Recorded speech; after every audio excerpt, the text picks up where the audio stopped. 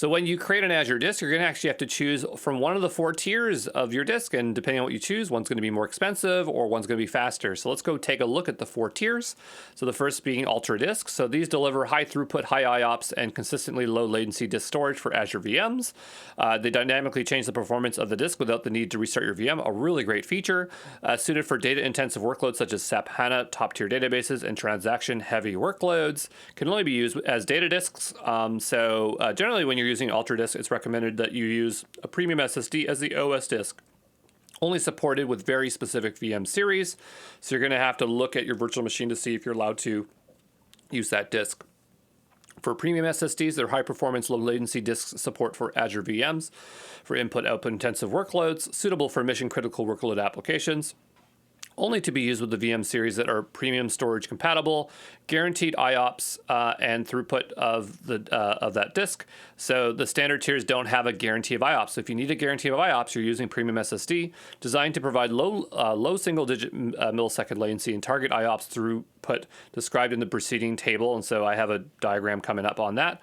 But the point is that premium SSD is generally what Azure is going to recommend to you. But in practice, you're probably going to be using standard SSD. So cost-effective storage option optimized for workloads that need consistent performance and lower IOPS levels, compared to standard HDDs and standard SSDs, delivers better availability, consistency, reliability, and latency, suitable for web servers, low IOPS application servers, lightly used enterprise applications, dev test workloads, designed to provide single-digit millisecond latencies and the IOPS and throughputs up to the limits described in the preceding table. That table's coming up.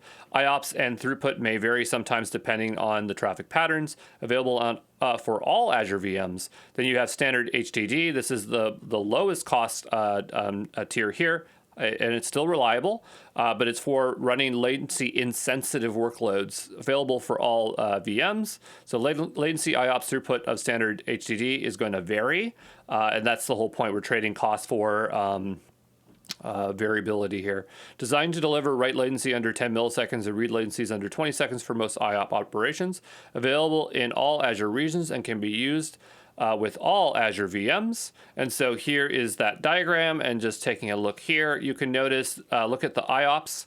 So here it's 2,000, 6,000, 20,000, 160,000. This is the one I generally want you to remember. If you're going to remember any IOPS, just remember premium SSD starts at 20K. And then the maximum throughput, we got 500 megabytes per second, 750, 900, and 2,000, which is pretty darn fast. Notice the K here, that stands for thousand. So you can have a max disk size of 32,700 something gigabytes, and it's across the board the same. This one's at 65,000. And then just from a feature standard here, we have backup, non-critical, infrequent access, light use, dev, and test. If you're a small startup, this is what you're going to be using. Heavy use, production, guarantee IOPS. If you're a very well-established company, this is what you're going to be using. IO-intensive, top-tier databases, heavy workloads. This is for very special use cases. So there you go.